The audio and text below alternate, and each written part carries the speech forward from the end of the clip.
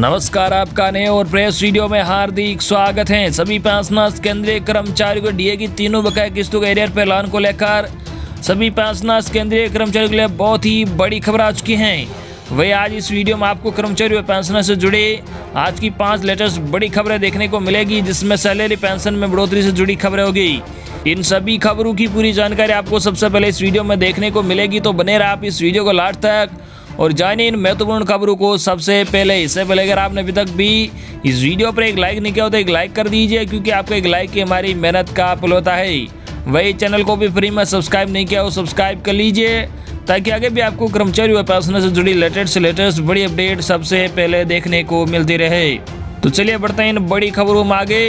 Salary व pension से जुड़ी खबरों को जानने से पहले सभी देशवासियों के लिए 1 अगस्त से होने वाले अहम बदलाव को भी जानना बहुत ही जरूरी है, जिसका आप पर क्या असर पड़ेगा। आपको बता दें कि हर महीने की पहली तारीख से कुछ न कुछ नियम जरूर बदलते हैं। अब 1 अगस्त से भी ऐसे ही कई नियम बदलने जा रहे हैं। कुछ नियम आईसीआईसीआई बैंक बदलेगा, जबकि कुछ नए नियम आरबीआई के लागू होने जा रहे हैं। इसके अलावा बैंकों के एटीएम और इंडिया पोस्ट पेमेंट बैंक के भी नियम और चार्ज बदलने जा रहे हैं। यहाँ हम आपको उन सभी बदलावों की जानकारी देंगे जो 1 अगस्त से लागू होने जा रहे हैं। जी आपको बता दें कि आईसीआईसीआई बैंक में चेक का नया नियम। जी आपको बता दें कि आईसीआईसीआई बैंक किसी साल में 25 चेक फ्री देगा। इसके बाद 10 चेकों के लिए अतिरिक्त 20 रुपये का चार्ज देना होगा। वैसे तो मौजूदा चार्ज भी इतना ही है, पर फिलहाल बैंक की तरफ से साल में 20 चेक फ्री दिए जाते हैं। ये बदलाव ग्राहकों के लिए अच्छा है। एक और बात की बैंक में अब से हर महीने शाखाओं में 4 मुफ्त लेन देन की अनुमति देगा। इससे ऊपर के ग्राहकों को हर ट्रांजेक्शन के लिए 150 रुपये चुकाने होंगे। इन नकद लेन देन में आईसीआईसीआई बैंक शाखाओं में जमा और निकासी दोनों शामिल होगी। एटीएम का नया नियम। जी आपको बता दें कि आईसीआईसीआई बैंक के ग्राहकों को 1 महीने में 6 मेट्रो शहरों मुंबई, नई दिल्ली, चेन्नई, कोलकाता, बेंगलुरु और हैदराबाद में नॉन आईसीआईसीआई बैंक के एटीएम से 3 बार मुफ्त में पैसा निकालने की अनुमति होगी। मेट्रो शहरों के अलावा बाकी क्षेत्रों में 5 फ्री लेन देन मिलेगी। इसमें वित्तीय और गैर वित्तीय लेन देन दोनों शामिल होंगे। इसके बाद आपसे हर वित्तीय लेन देन पर 20 रुपये का चार्ज लिया जाएगा। गैर वित्तीय लेन देन के लिए 8.5 रुपये शुल्क होगा। ये शुल्क सिल्वर, गोल्ड, मैग्नम, टाइटेनियम और वेल्थ कार्ड धारकों के लिए लागू होंगे। जानिए आईसीआईसीआई बैंक के बाकी नए नियम भी। जहाँ आपको बता दें कि होम ब्रांच के लिए हर महीने मुफ्त नकद लेन देन के लिए 1 लाख रुपये की लिमिट होगी। इससे अधिक जमा करने या निकालने के लिए आईसीआईसीआई बैंक खाता धारकों को प्रति 1000 रुपये पर 5 रुपये का चार्ज देना होगा। नॉन होम ब्रांच के लिए एक दिन में 25,000 रुपये तक की कैश लेन देन के लिए कोई शुल्क नहीं होगा। आईसीआईसीआई बैंक के regular plus salary account holder के लिए 1 महीने में पहले 4 लेन देन मुफ्त होंगे। बैंक के अनुसार इसके बाद 5 रुपये प्रति 1000 रुपये का चार्ज लगेगा। छुट्टी वाले दिन भी मिलेगी सैलरी। जी आपको बता दें कि आरबीआई ने नेशनल ऑटोमेटेड क्लियरिंग हाउस के नियमों में बदलाव किया है। ये बदलाव 1 अगस्त 2021 से लागू होंगे, यानी अब आपको अपना वेतन या पेंशन के लिए वर्किंग डेज का इंतजार नहीं करना पड़ेगा। ये सेवाएं आपको पूरे सप्ताह मिलेगी, यानी आपको छुट्टी वाले दिन भी सैलरी या पेंशन मिल जाएगी। कंपनियां 7 दिन 24 घंटे कभी भी सैलरी ट्रांसफर कर पाएगी। बढ़ेगा एटीएम चार्ज। जी आपको बता दें आरबीआई ने बैंकों को एटीएम से लेन देन की मुफ्त लिमिट पूरी होने पर ज़्यादा शुल्क लेने की अनुमति दे दी है। बैंकों को हाई इंटरचेंज चार्ज और एटीएम ऑपरेटिंग लागत में बढ़ोतरी की क्षतिपूर्ति करने के लिए ये फैसला लिया गया है। 1 अगस्त से बैंक एटीएम ट्रांजैक्शन फीस बढ़ा सकेंगे। India post payment bank IPPB खाता धारकों को डोर स्टेप बैंकिंग के लिए भुगतान करना होगा। 1 अगस्त 2021 से आईपीपीबी की डोर स्टेप बैंकिंग सुविधा शुल्क में बदलाव होने जा रहा है। फिलहाल डोर स्टेप बैंकिंग पर कोई शुल्क लागू नहीं है।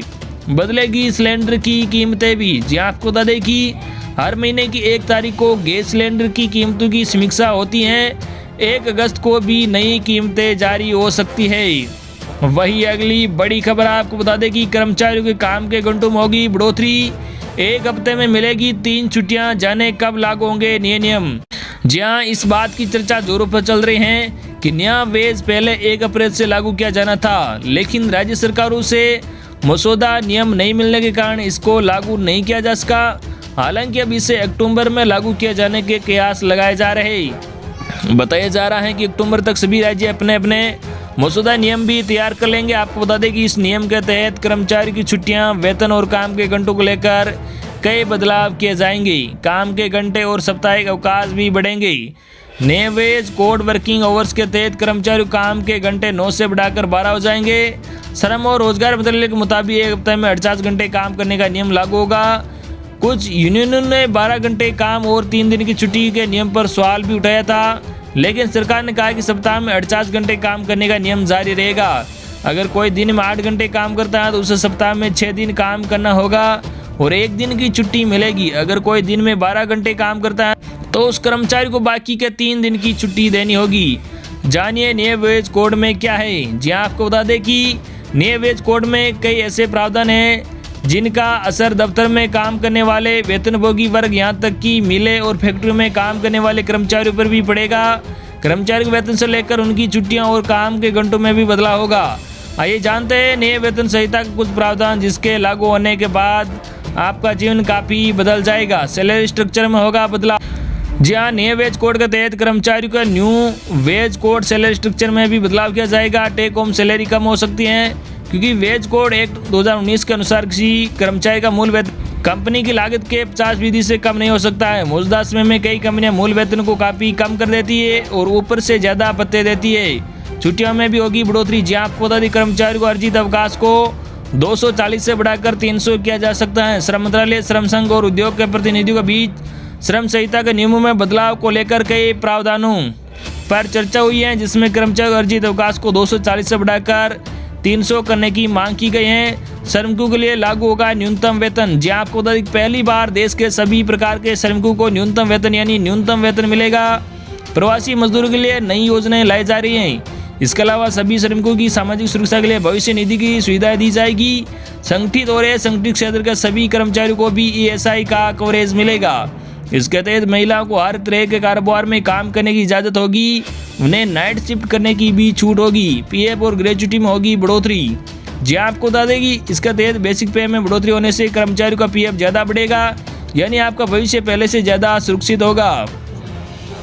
PF के साथ ग्रेच्युटी में भी योगदान बढ़ेगा, यानी टेक होम सैलरी जरूर घटेगी लेकिन कर्मचारियों को रिटायरमेंट पर ज़्यादा रकम मिलेगी। नया वेतन कोड असंगठित क्षेत्र के कर्मचारियों के लिए भी लागू होगा। वेतन और बोनस से संबंधी नियम बदलेंगे और हर उद्योग और क्षेत्र में काम करने वाले कर्मचारियों के वेतन में समानता होगी। वही अगली बड़ी खबर, शिवराज सरकार का सरकारी कर्मचारियों को बड़ा तोहफा, 2 साल से रुका इंक्रीमेंट देने का फैसला। जी हां, आपको बता दें कि मध्य प्रदेश की शिवराज सरकार ने सरकारी कर्मचारियों को बड़ा तोहफा दिया है। सोमवार शाम सरकार ने सरकारी कर्मचारियों को 2 साल से रुका इंक्रीमेंट देने का आदेश जारी कर दिया है। कर्मचारी संगठन लंबे समय से इसकी मांग कर रहे थे। सोमवार शाम को आदेश जारी करते हुए विभाग ने जानकारी दी है कि सभी शासकीय सेवकों को 1 जुलाई 2020 और 1 जनवरी 2021 के साथ साथ 1 जुलाई 2021 को देय वार्षिक वेतन वृद्धि मिलेगी। आदेश की कॉपी सभी विभागों को भेज दी गई है। वित्त विभाग के मुताबिक सालाना वेतन वृद्धि जुलाई और जनवरी के महीने में होती है। हालांकि सरकार ने यह अभी साफ नहीं किया है कि कर्मचारी उनका DA कब तक मिल पाएगा। कर्मचारी संगठनों के मुताबिक इस फैसले से कर्मचारी को राहत तो मिलेगी क्योंकि करीब 2 साल से उनका इंक्रीमेंट रुका हुआ था, जबकि महंगाई लगभग 2 गुनी हो गई थी। हालांकि कर्मचारी संगठनों के मुताबिक सरकार यदि काल्पनिक वेतन वृद्धि को मूल वेतन वृद्धि मानकर आदेश जारी करती तो कर्मचारी को ज़्यादा फायदा मिलता। वही अगली बड़ी खबर आपको बता दें कि कर्नाटक में भी सरकारी कर्मचारियों को मिली खुशखबरी। डियरनेस अलाउंस 11.25% से बढ़कर 21.50% हुआ। जहां आपको बता दें कि केंद्र सरकार के बाद राज्य सरकारी भी ऐलान के चलते फ्रीज महंगाई भत्ता जारी करने का ऐलान कर रही है। राजस्थान हरियाणा के बाद अब कर्नाटक सरकार ने भी महंगाई भत्ते के अतिरिक्त किस्तें जारी करने का ऐलान किया है। राज्य सरकार ने महंगाई भत्ते को जनवरी 2020 से जून 2020 की अवधि के लिए मौजूदा 11.25% से संशोधित करके 21.5% कर दिया है। कर्नाटक सरकार ने भी कोविड-19 महामारी से पैदा हुए हालात के चलते DA बढ़ोतरी किस्तें रोक दी थी। राज्य सरकार की ओर से जारी आदेश में कहा गया है कि सरकार ने 1 जनवरी 2020 से 30 जून 2021 की अवधि के लिए महंगाई भत्ते के अतिरिक्त किस्तें जारी करते हुए प्रसन्नता है। इसके मुताबिक राज्य सरकार के कर्मचारियों को 2018 का संशोधित पे स्केल में देय महंगाई भत्ते की दरों को बेसिक पे के मौजूदा 11.25% को 1 जुलाई 2021 से संशोधित करके 21.50% किया जाएगा। पेंशनर्स को भी मिली राहत। जी आपको बता दें कि कर्नाटक सरकार ने 1 जुलाई 2021 से राज्य सरकार के पेंशनर्स या फैमिली पेंशनर्स और सहायता प्राप्त एजुकेशनल इंस्टीट्यूशन के पेंशनर्स या फैमिली पेंशनर्स के लिए महंगाई भत्ते की दरों को 11.25% से बढ़ाकर 21.5% करने का ऐलान किया है। पेंशनर्स या फैमिली पेंशन का भुगतान राज्य की कंसोलिडेटेड फंड से किया जाता है।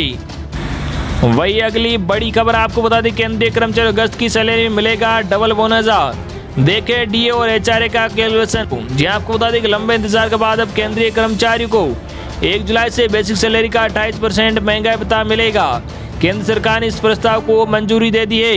इसके साथ ही कर्मचारी एचआरए भी बढ़ा है, यानी कर्मचारियों की अगस्त की सैलरी अब डबल बोनस के साथ आएगी। डीए के साथ एचआरए भी बढ़ा। जी आपको बता दें सरकार ने महंगाई भत्ता बढ़ने के साथ केंद्रीय कर्मचारी हाउस रेंट अलाउंस में भी बढ़ोतरी करने का आदेश दिया है। आपको बता दें कि नियमों के मुताबिक एचआरए इसलिए बढ़ाया गया है क्योंकि महंगाई भत्ता 25% से ज़्यादा हो गया है, इसलिए केंद्र सरकार ने हाउस रेंट अलाउंस को भी बढ़ाकर 27% तक कर दिया है। दरअसल डिपार्टमेंट ऑफ एक्सपेंडिचर ने 7 जुलाई 2017 को एक आदेश जारी किया था, जिसमें कहा गया था कि अब महंगाई भत्ता 25% से ज़्यादा हो जाएगा। जो एचआरए को रिवाइज किया जाएगा। 1 जुलाई से डीएनएस अलाउंस बढ़कर 28% हो चुका है, इसलिए एचआरए को भी रिवाइज करना जरूरी है। शहरों के हिसाब से बढ़ेगा एचआरए भी। जी आपको बता दें सरकारी आदेश के अनुसार एचआरए को शहरों के हिसाब से 3 वर्गों में बांटा जाएगा, एक्स, वाई और जेड। रिवीजन के बाद एक्स कैटेगरी के शहरों के लिए एचआरए बेसिक पे का 27% होगा। इसी तरह वाई कैटेगरी शहरों के लिए एचआरए बेसिक पे का 18% होगा, जबकि जेड कैटेगरी शहरों के लिए यह बेसिक पे का 9% होगा।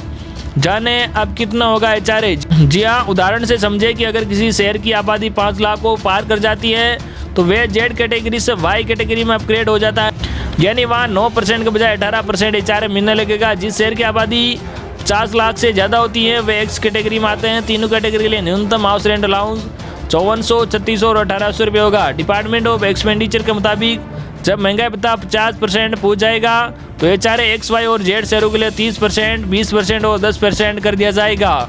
कुल मिलाकर कितनी बढ़ेगी सैलरी। जी आपको बता दें कि सातवें आयोग पे मैट्रिक्स के हिसाब से केंद्र सरकार के कर्मचारियों की न्यूनतम बेसिक सैलरी 18,000 रुपये होती है, जिसमें बेसिक पे डिडक्शन और भत्ते शामिल होते हैं। 18,000 रुपये की बेसिक सैलरी पर 17% के हिसाब से उन्हें जून 2021 तक 3060 रुपये डीए मिल रहा था।